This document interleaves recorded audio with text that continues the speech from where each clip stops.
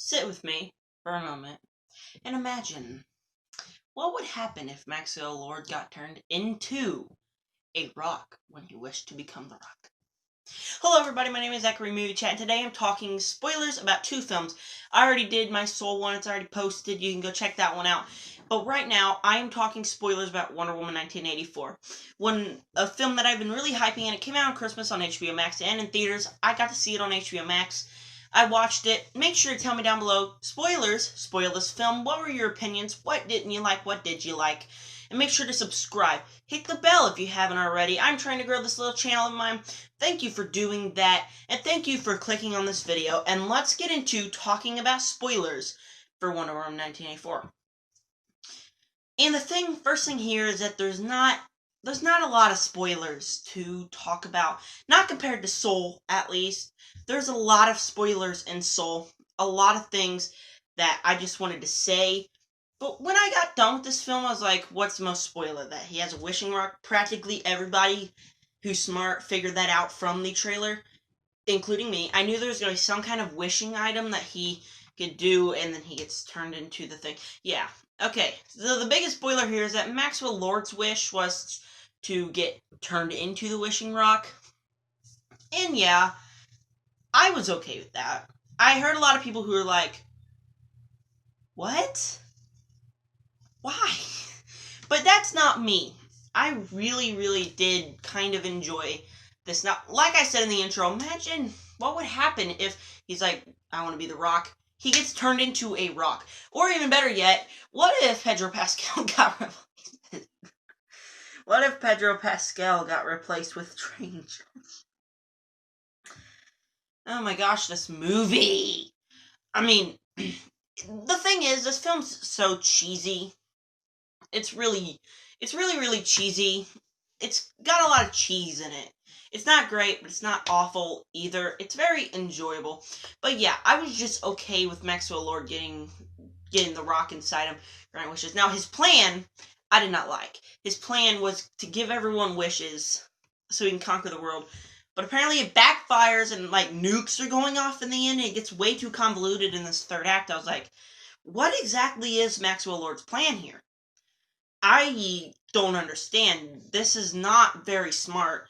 I did not really enjoy Maxwell Lord's plan in this film.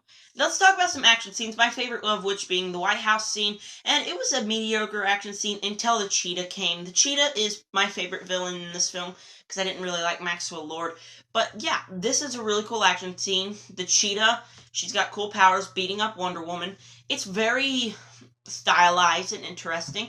Another great one is the Cario car chase, where they're driving and Wonder Woman's chasing after him. Even though the effects of when she gets up and she's running, that's awful. It was horrible. I did not like those effects. Some of the effects were very bad. But yeah, the car chase also was pretty nice in action. Let's talk about the predictability. Did I predict some of the ending? Yes and no.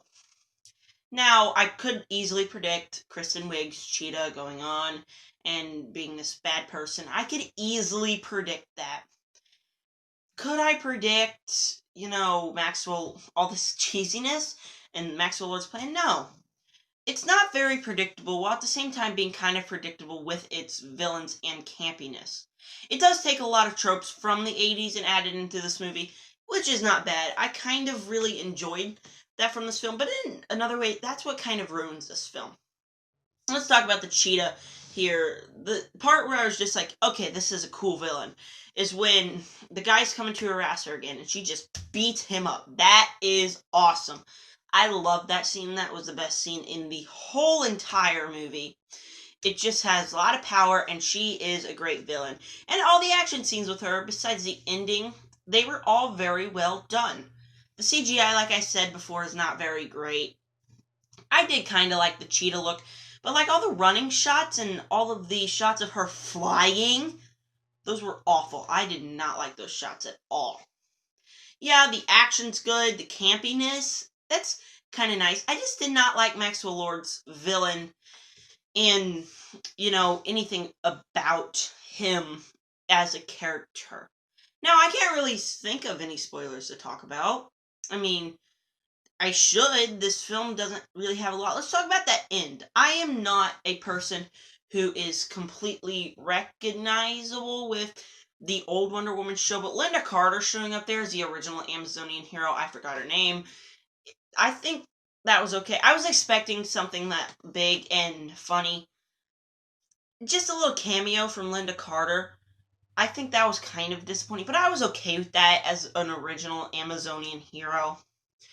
Like I said, I really just don't have a lot of things to say for spoilers for Wonder Woman 1984. It's a completely fine, completely campy film with not a great villain and another good villain, and with some good action sequences. Another thing I do want to talk about that just came to mind was Steve Trevor coming back. Literally, it's just he comes back in another guy's body. Why couldn't they, like Chris Stuckman said, why couldn't they just get him in his own body? Why? Why? It just increases the campiness. And like I said several times before, the reason this film is so campy is because it has some bad writing choices. And the campiness kind of ruins this film as the original was a very well grounded film. This is just extremely campy. I don't hate it. I really do enjoy it. That's why I'm still going to give Wonder Woman 1984 a B, a 7 out of 10, and 2.5 stars. It's an enjoyable film, something I want to watch again. I'm going to have some friends over and we're just going to watch it. It was a good film. It just has its problems along the way. Make sure to go down below. Spoiler, what did you think of Wonder Woman 1984? You can spoil it, don't worry. Make sure to subscribe. Hit the bell. I'm trying to get... Oh, I was just about to say I'm trying to get to 100 before this year's done, but it's January 1st. Happy New Year. 2020 is finally over. I'm going to have a lot of great reviews for you in 2021. Tomorrow I'm going to start ranking all of the films that I've seen this year. Next week I'm going to do some anticipated films that I can't wait for. And soon I'm going to review films. Maybe tomorrow I'll double upload. I'm going to try to watch Shark Boy and Lava Girl 2 tonight. Can't wait. And then if I do I'll double upload again tomorrow. But there's going to be a lot of things coming. Next year, I'm going to be, in January, I know for sure I'm going to be reviewing Outside the Wire and The Little Things on HBO Max. 2 films I can't wait for. Yes, make sure subscribe. Tell me down below what are your opinions on Wonder Woman 1984. And thank you for clicking on this video. Peace out.